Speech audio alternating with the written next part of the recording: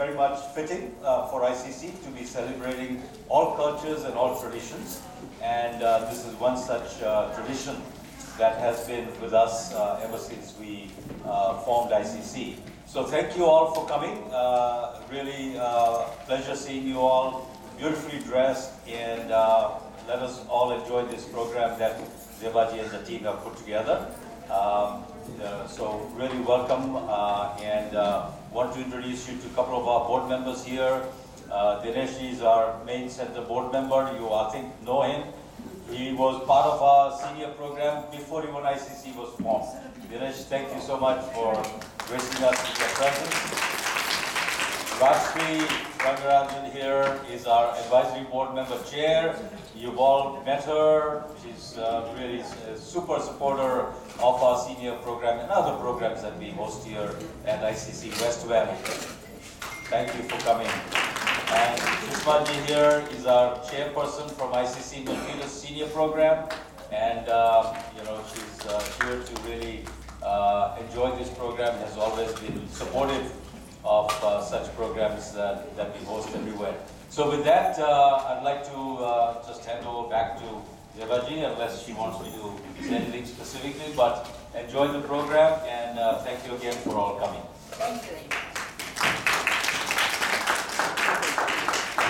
आप सबको मेरी तरफ से ईद मुबारक, और मैं आप लोगों का बहुत शुक्र अदा करती हूँ, आप लोगों का शुक्रिया अदा करती हूँ कि आप लोग आए, हम लोगों का हिम्मत अफजाई की, और इस प्रोग्राम को, जाहिर है ऑडियंस ना हो तो प्रोग्राम कभी सक्सेसफुल नहीं होता है।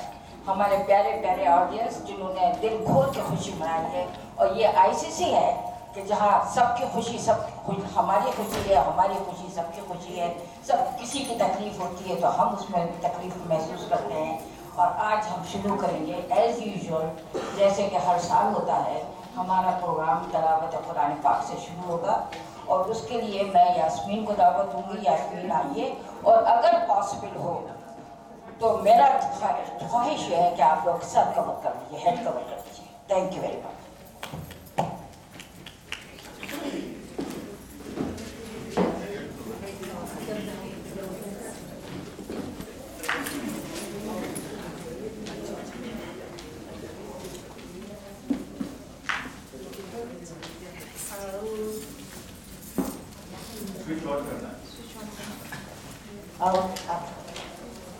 أعوذ بالله من الشيطان الرجيم بسم الله الرحمن الرحيم والعصر إن الإنسان لفي خسر إلا الذين آمنوا وعملوا الصالحات وتواصوا بالحق وتواصوا بالصبر صدق الله العظيم. Surah Al-Asr, the meaning of Al-Asr, the declining day. In the name of Allah, the entirely merciful, the especially merciful. By time, indeed mankind is in loss, except for those who have believed and done righteous deeds, and advise each other to truth, and advise each other for patience. Amen. Thank you, बहुत बहुत शुक्रिया आपका यास्मीन कि आपने इतनी खूबसूरती से उसका ट्रांसलेशन भी बताया। अब मैं एक ऐसी हस्ती को बुलाना चाहूँगी कि जिनका जो संगम है कश्मीर, पंजाब और लखनऊ का। शायद मुझे ये कहने की ज़रूरत नहीं चाहिए थी कि लखनऊ, क्योंकि उनके लबो लहजे से, उनकी ज़ुबान से आप खुद ही समझ जाएंगी कि वो कहाँ से ताल्लुक़ रखती हैं। तो उनका नाम है, जब लखनऊ की तहजीब, कश्मीर की ब्यूटी और पंजाब की चंचलता तीनों जब एक जगह जमा हो जाएं तो उसका नाम है सुमित कौर। ये आपको ईद के बारे में कुछ बताएंगे कि ईद क्यों मनाई जाती है और ईद का क्या मनाने का क्या मतलब होता है?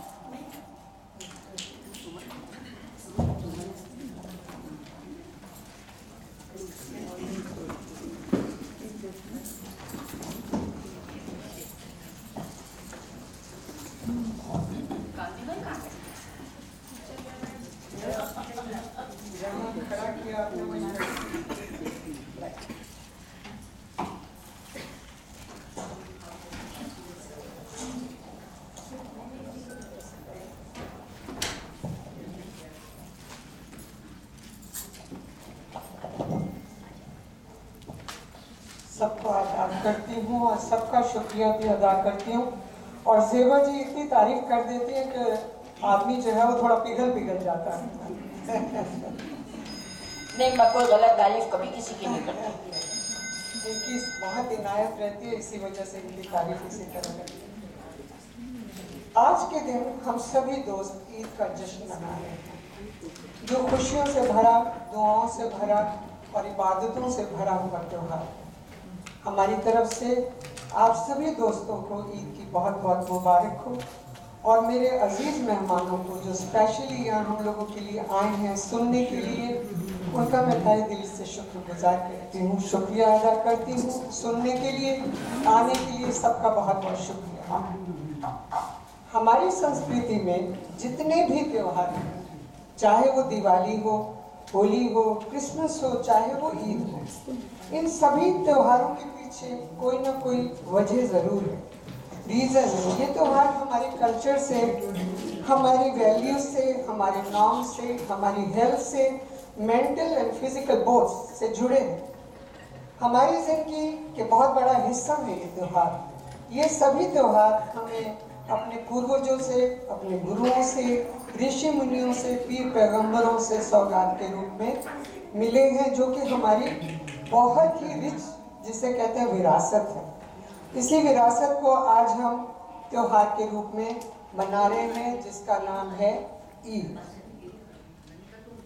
आज हम ईद के बारे में चर्चा करेंगे। त्योहार मनाने का एक कारण होता है, ईद हम क्यों मनाते हैं और त्योहार के पीछे क्या कारण है, इस पर थोड़ा बहुत मैं प्रकाश डालना चाहूँगी। इसे ईद उल फितर भी कहते हैं। ये अरबी भाषा का शब्द है। ईद का अर्थ है खुशियाँ और फितर का अर्थ होता है रोज़े की समाप्ति। जिस दिन आपका रोज़ा आखिरी होता है उसको फितर के नाम से, means festival of the ending fast. जब आखिरी रोज़ा होगा, आखिरी व्रत होगा, तो वो उसके बाद को चांद रात आती है और चांद रात के बाद ईद मनाई जाती है। जब तक चांद नहीं दिखाई देता तब तक हम लोग जो हैं वो वेट करते हैं और व्रत रखते रहते हैं। कभी कभी 29 व्रत होते हैं, कभी 30 भी होते हैं, चांद के ऊपर डिपेंड करता है। इस्लाम में रमज़ान के महीने की मुबारक पाक महीना उसे कहा जाता है। भारत सहित अन्य मुस्लिम देशों में भी रमज़ान का महीना मनाते हैं। इस्लामिक कैलेंडर के अनुसार हिजरी कैलेंडर 10वें महीने यानी शवाल के पहले दिन इस त्योहार को पूरी दुनिया बहुत हर्षोल्लास से मनाती है। जब तक चांद न दिखे रमज़ान खत्म नहीं होता। कभी कभी इसीलिए चांद को देखने के बाद ही ईद का ऐलान होता है। ऐसा भी कहते हैं कि पैगंबर मोहम्मद ने जंगे बदर की लड़ाई में विजय प्राप्त की थी और इस विजय की खुशी में मिठाइयाँ बांटी गई, खुशियाँ मनाई गई और इसे मीठी ईद के नाम से जाना गया। इसका संबंध एक और ऐतिहासिक घटना से भी जोड़ते हैं कि इसी दिन हजरत मोहम्मद साहब ने मक्का शहर से मदीना के लिए कूच किया था। इस वजह से ईद कैलेंडर चांद देखकर मनाते हैं। रमज़ान का महीना मुबारक पाक बंदगी का महीना होता है, दुआओं का महीना होता है, अल्लाह पाक से नज़दीकियाँ रखने का महीना होता है, इबादत करने का महीना होता है और मोहम्मद साहब के दिखाए रास्तों पर चलने का महीना होता है, जो हम रोज़मर्रा की ज़िंदगी में भूल जाते हैं। ये महीना हमें हमेशा याद दिलाता रहता है कि हमें क्या करना चाहिए और कैसे रहना चाहिए और ज़िंदगी को कैसे वो करना चाहिए। और सबसे बड़ा इस रमज़ान के महीने का जो वो है सेल्फ कंट्रोल। आप खाने के साथ तो फिर भी कंट्रोल कर सकते हैं, लेकिन 1 महीने तक बिना पानी के रहना ये मजाक नहीं है, ये बहुत बड़ी बात है। और आप ये देखिए कि पानी आपके सामने है, खाना आपके सामने भरा हुआ रखा है, लेकिन आप इतना कंट्रोल करते हैं कि आप जब तक कि शाम की सूर्यास्त नहीं होता तब तक आप जो है वो निवाला मुंह में नहीं डालते।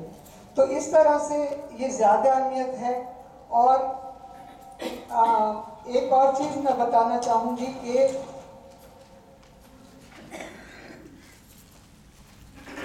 आप इस बात को समझ सकते हैं, ठीक है, इसमें व्रत रखना, रोज़ा रखना एक तपस्या है। बड़े लोग तो रखते ही हैं, लेकिन आप छोटे छोटे बच्चों को देखिए, वो भी रोज़ा रखते हैं। और जब बच्चा पहला रोज़ा रखता है तो उसकी बड़ी बड़ी खुशियाँ मनाई जाती है और बहुत दावतें दी जाती हैं, अपने रिश्तेदारों को, दोस्तों को बुलाया जाता है। शाम के वक्त फजर के समय खाना खाने का, सहरी सुबह खाते हैं, और इफ्तार जो है वो शाम को कहलाता है, इफ्तारी कहलाती है वो एक्चुअली। हमारे लखनऊ में इफ्तारी ही बोलते थे। और उसमें जो है वो सब लोग अपने अजीज़ दोस्तों को, परिवार, अकेले कोई भी इफ्तारी को खोलता नहीं था। ज़्यादातर इफ्तारी को जब खोलते हैं, जब व्रत खोलते हैं तो खजूर से खोलते हैं, क्योंकि ये ऐसा चलन है, हमारे बुजुर्गों ने, हमारे पूर्वजों ने ये एक बताया था कि अगर और कुछ भी नहीं है तो खजूर से आप व्रत खोल सकते हैं। रमज़ान के दिनों में 5 वक्त की नमाज ज़रूरी है। महीने भर कुरान पढ़ना, सिर्फ खुदा की इबादत में रहना, शुक्रिया अदा करना, किसी का दिल न दुखाना और झूठ न बोलना, किसी के प्रति मन में मैल न रखना, ये सब, और प्यार मोहब्बत से रहना, ये सब चीज़ें दर्शाती हैं कि इन सबको करने में, रोज़ा रखने में आप कितने पवित्र हो जाते हैं, आपकी आत्मा कितनी पवित्र हो जाती है। ये प्रैक्टिस 1 महीना लगातार चलती रहती है। मैं सोचती हूँ इस महीने का व्रत या रोज़े क्यों रखे हैं। इसका कारण मुझे जो समझ आता है वो इसलिए ये समझ आता है, जो सेल्फ कंट्रोल जो आप 1 महीना पूरा करते हो, उससे आपकी वो आदत में शामिल हो जाता है। कोई भी चीज़ आप जब करना चाहते हैं और नहीं कर पाते, और जैसे किसी ने डायबिटिक पेशेंट को शुगर के लिए मना किया है, और अगर आप लगातार 1 महीने तक कंट्रोल कर लें तो आपका कंट्रोल कंप्लीट, मुकम्मल हो जाता है। तो इसी तरह से रोज़ों में भी ये जो प्रैक्टिस है, कुरान पढ़ना, रोज़ा रखना और सारा दिन कुछ ना खाना, इबादत में रहना, तो ये सब प्रैक्टिस के रूप में आता है। और शायद इसी कारण मोहम्मद साहब ने अपने प्यारे बंदों पर ये तजवीज़ रखी थी। 1 महीना रोज़े रखने में आप पूरे रूप से अल्लाह से जुड़े रहेंगे, आपकी आदतों में शुमार हो जाएगा और आपकी आत्मा पूर्ण रूप से पवित्र हो जाएगी और आप उसके प्रति समर्पित रहेंगे। आपके जीवन में चांद रूपी ईद तो फिर आएगी ही आएगी। रमज़ान के महीने में ज़कात का महत्व का बहुत ख्याल है। ज़कात से गरीबों की मदद, गरीबों को खाना खिलाना, गरीबों की ज़रूरतें पूरी करनी, रोज़े रखने में ये भी एक एहसास होता है कि गरीब लोग कैसे बिना खाना पानी के रहते हैं, तो आपको ये एहसास हो जाता है कि कितनी मुश्किल में हैं ये लोग। तो इस तरह से ज़कात भी मोहम्मद साहब ने इसीलिए फरमाई कि आप अपना कुछ हिस्सा ज़रूर गरीबों को शेयर करें और दें, उनकी ज़रूरतें पूरी करें। आप देखिए, जब शाम को मगरिब की नमाज के बाद देखिए तो लोग आपको जगह जगह मस्जिदों में, अनाथालयों में लोग दिखेंगे खाना बांटते हुए, उनकी ज़रूरतों की चीज़ें बांटते हुए। इवन नए नए कपड़े मैंने देखे, लोग ड्रेसेस बना के लाते हैं, वहाँ सबको प्रेजेंट करते हैं। तो इस तरह से ये ज़कात का जो हमारे यहाँ का वो चलन है, वो भी जो है वो बहुत ही आदर्श है, मैं कहूँगी। और रोज़े रखने से आप सिर्फ मानसिक रूप से पवित्र नहीं होते, शारीरिक रूप से भी पवित्र होते हैं, क्योंकि जब आप रोज़े रखते हैं तो डिटॉक्सिकेशन भी हो जाता है आपकी बॉडी का। और आप हमेशा एक पूरा महीना उसको, हम 2 दिन व्रत रखते हैं, हम सोचते हैं हमने डॉक्टर्स कहते हैं एक दिन रखो, लेकिन ये 1 महीना रोज़ा रखना इट्स नॉट ए जॉब, मैं सोचती हूँ। इन सब के बाद ईद हमारे लिए प्यार, मोहब्बत, अखलाक का संदेश लाती है, भाईचारे का संदेश लाती है। बहुत ही खास और ख़ास त्यौहार है ये हमारे लिए। ईद मोहब्बत का वो मजबूत धागा है जो हमें रिश्तों में बांधता है।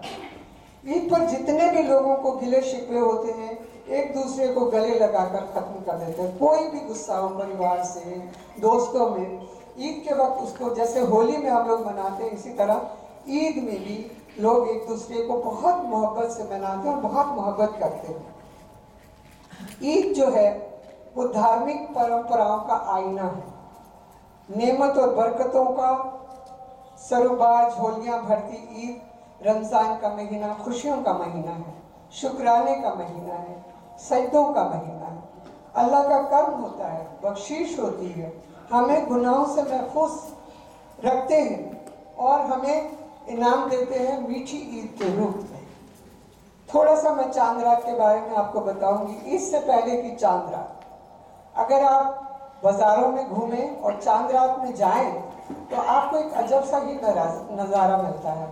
लोग दुनिया भर की रात भर जो है चांद रात में दुकानें खुली रहती हैं और चूड़ियाँ, महकते इत्र, महकते फूलों का बेशुमार, मेहंदी लगाती लाइन से बैठी औरतें, आपको एक अजीब सा नज़ारा वो रात भर चलता है। और सुबह मतलब आप यकीन नहीं करेंगे, और ख़ास करके जब शाम का जब आप रोज़ा तोड़ते हैं, खोलते हैं, तो आप जब बाज़ार में भी जाइए तो वहाँ की गहमा गहमी देखेंगे आप, तो आपको लगेगा कि ये तो रोज़ ही मेला लग रहा है। और मैं थोड़ा सा आपको ये बताना चाहूँगी अपनी लखनऊ की के बारे में 2 मिनट के लिए।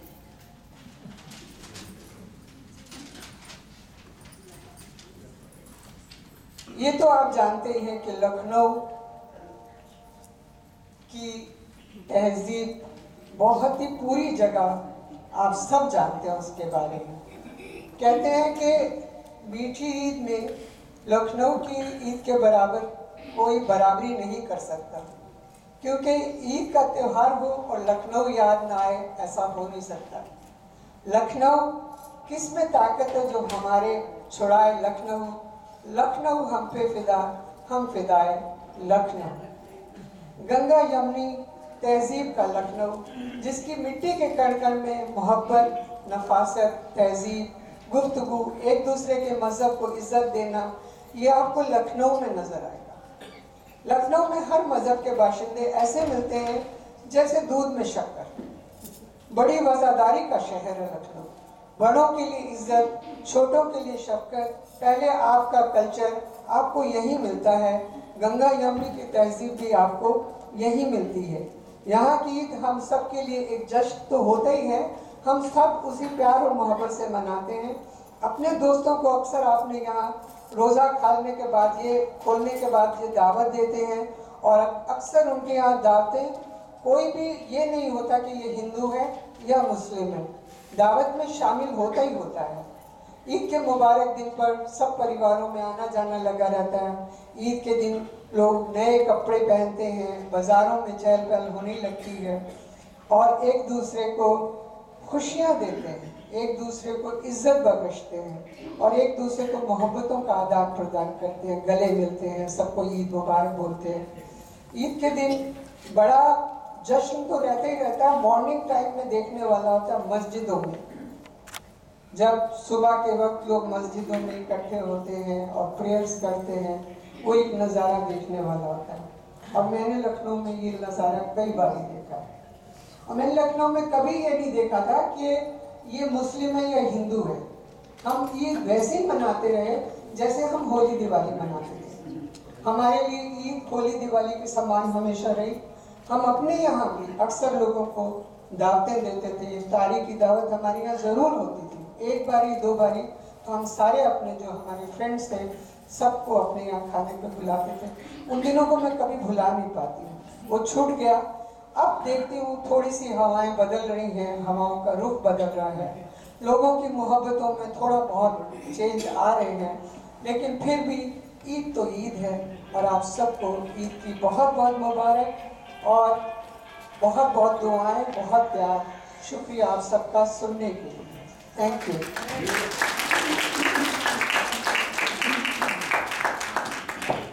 अभी मुझे ये एहसास हो रहा है कि मेरी चॉइस कभी गलत नहीं होती। मैंने जिनको चुना था ईद का इंट्रोडक्शन देने के लिए, इससे बेहतर शायद कोई नहीं दे पाता है। Thank you very much, thank you. अब मैं बुलाना चाहूँगी यास्मीन को कि जो अब खुदावंदा का आलम की शान में कुछ एक नज़्म पढ़ेंगी, और उसके बाद विजय भारद्वाज आप तैयार रहिए।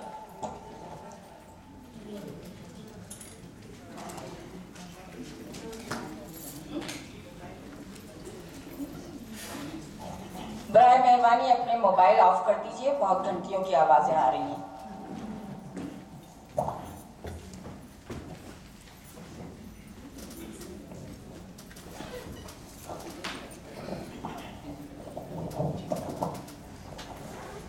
यास्मीन रफीक।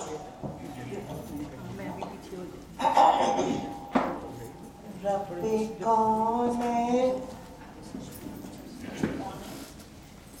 हेलो, रब्बे कौन है मेरे दिल की दुआएं सुन ले। मैं हूँ बेचैन, मेरे दिल की सदाएं सुन ले। रब्बे कौन है मेरे दिल की दुआएं सुन ले। शान आला है तेरी, मालिक व मुख्तार है तू। मुझको मालूम है दुनिया का मददगार है तू। मैं हूँ मुख्तार, मुझे इल्म की दौलत दे दे। अपने अनमोल खजाने से नामत दे दे। मैं हूँ कमजोर, मुझे दौलत ईमान दे दे। नातवा बंदे से भी दीन की खिदमत ले ले। रब्बे कौन है मेरे दिल की दुआएं सुन ले। जलवाए हक से मेरे दिल को फिरोजा कर दे। नूर इस्लाम का चेहरे पे नुमाया कर दे। रब्बे कौन है मेरे दिल की दुआएं सुन ले। मैं परेशान हूँ, सरमाया राहत दे दे। अपने महबूब की सच्ची मोहब्बत दे दे। जिसके सदके में दो आलम को बनाया तूने। मेरे महबूब जिसे कह के बुलाया तूने। वास्ता उसका गुनाहगार की बख्शिश कर दे। अपने इस बंदे ना दिल पे नवाजिश कर दे। नूर इस्लाम का चेहरे पे मुनव्वर कर दे। रब्बे कौन है मेरे दिल की दुआएं सुन ले। मैं हूँ बेचैन, मेरे दिल की सदाएं सुन ले। रब्बे कौन है मेरे दिल की दुआएं सुन ले। शुक्रिया मोहब्बत यास्मीन, खूबसूरत दुआ कहेंगे और हमारी बस हम यही कहेंगे आमीन या रब्बिल आमीन, आमीन। सबकी ये दुआ कबूल। उसके बाद मैं जिनको बुला